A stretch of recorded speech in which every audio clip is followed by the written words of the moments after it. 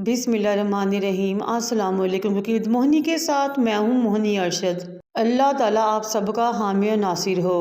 ना मैदा डलेगा, ना ही कॉर्नफ्लोर, ना ही ब्रेड क्रम, फिर भी बनेंगे बहुत ही मज़ा टेस्टी और शानदार आलू कटलेट्स या आलू की टिक्कियाँ, बिल्कुल नए और मुनफिद अंदाज में और टेस्ट के साथ।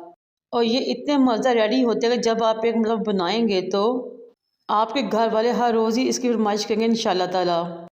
बिस्मिल्लाहिर्रहमानिर्रहीम। चले ये सादा मगर बहुत ही मज़ा कबाब रेसिपी स्टार्ट करते हैं। मैंने 1 किलो आलू लिए, उबाले और उनको छील लिया ठंडा होने पर। अब इनको मैशर की मदद से मैश करूँगी।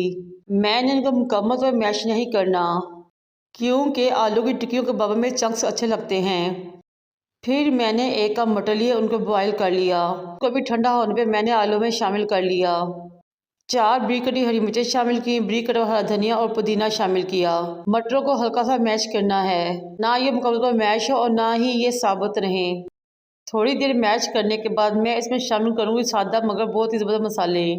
1½ टेबलस्पून नमक, 2 teaspoon red chilli flakes, 1 teaspoon red chilli powder, 1 teaspoon काली मिर्च पाउडर और 1 टीस्पून ही चिकन पाउडर शामिल करेंगे ताकि कबाबों का टेस्ट और फ्लेवर इन्हांस हो सके।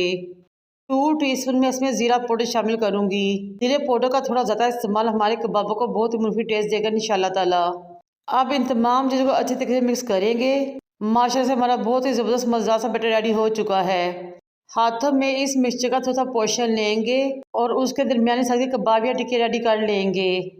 इस स्टेज मेरी आपसे रिक्वेस्ट है कि मेरे चैनल को लाइक करें, शेयर करें, सब्सक्राइब करें और बेल आइकन को टच करें ताकि मेरी तमाम वीडियोस आप तक पहुंच सकें। माशाल्लाह से तमाम कबाब रेडी हो चुके हैं। इस स्टेज पे चाहें तो आप इनको मैदे की कोटिंग करके 3 से 4 दिन के लिए फ्रिज में रख सकते हैं। 2 अंडे लें, उनको अच्छी तरह से बीट कर लें। तवे को चूल्हे पर रखें मीडियम फ्लेम पे और कुकिंग ऑयल डालें और गर्म कर लें। फिर इन मज़ेदार सी आलू मटर की टिक्कियों को अंडे में डिप करें और तवे पे रख दें। जब एक तरफ से अंडा पक जाए और क्रिस्पी गोल्डन हो जाए तो साइड चेंज कर लें। इस तरह तमाम टिक्कियों की साइड चेंज करते हुए और पकाते हुए इनको फ्राई कर लें। माशाल्लाह से बहुत ही खुशबू आ रही है और हमारे बहुत ही ज़बरदस्त से सादा से कबाब रेडी हो रहे हैं। टेस्ट में बहुत ही लाजवाब और मुनफरिद। इन मज़ेदार से कबाबों को डिश आउट करें और सर्व करें। इनको केचप के साथ, इमली की चटनी के साथ या फिर दही के साथ सर्व करें। साथ हो लच्छेदार कटा हुआ प्याज। आप इनको रोटी, पराठे, नान और चावलों के साथ इंजॉय कर सकते हैं। ये कबाब मटर पुलाव की शाम को भी बढ़ाते हैं। मेरी इस मज़ेदार सी रेसिपी को ट्राई कीजिए और मुझे अपने फीडबैक से आगाह कीजिए। आप इन कबाबों की मदद से सैंडविच और बर्गर भी रेडी कर सकते हैं। बनाएं, इंजॉय करें। मुझे और मेरे वालिदैन को दुआ में याद रखें। अल्लाह हाफिज़।